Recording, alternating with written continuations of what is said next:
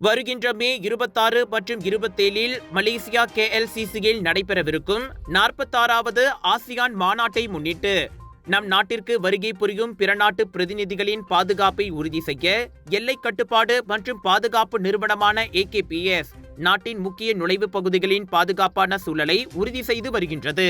இந்நிலையில் நாட்டின் முக்கிய நுழைவு புள்ளிகளான கோலலம்பூர் சர்வதேச விமான நிலையம் KLIA 1 மற்றும் 2, செப்பாங்கில் உள்ள பூங்காராய வளாகம் போன்றவற்றில் பிரமுகர்களின் வருகை சீராக இருப்பதற்கு பல்வேறு செயல்முறைகளை அமல்படுத்தி வருவதாக AKPS-இன் செயல் இயக்குனர் ஜெனரல் டத்தோ ஜசாலி முஹம்மட் கூறியுள்ளார். மேலும் மலேசியா ஏர்போர்ட்ஸ் ஹோல்டிங்ஸ் பெர்ஹாட்டுடன் இணைந்து சிறப்பு பாதையொன்றும் ஏற்பாடு செய்யப்பட்டு வருவதையும் அவர் குறிப்பிட்டிருந்தார். இம்மாநாட்டில் மலேசிய வெளியுறவு அமைச்சகம், மலேசிய காவல்துறையினர், MAHB, மலேசிய குடிநுழைவுத்துறை மற்றும் சுகாதார அமைச்சுடன் இணைந்து AKPS தங்களுடைய முழு ஒத்துழைப்பையும் வழங்கும் என்பதில் திட்டவட்டமாக உள்ளது என்று அவர் மேலும் தெரிவித்தார். தொடர்ந்து அதே நாளன்று 2வது ஆசியான் GCC மாநாடு மற்றும் முதல் ஆசியான் GCC சீனா பொருளாதார மாநாடும் நடைபெறுவதோடு 1977, 1997, 2005 மற்றும் 2015க்கு பிறகு மலேசியா மீண்டும் ஆசியான் மாநாட்டை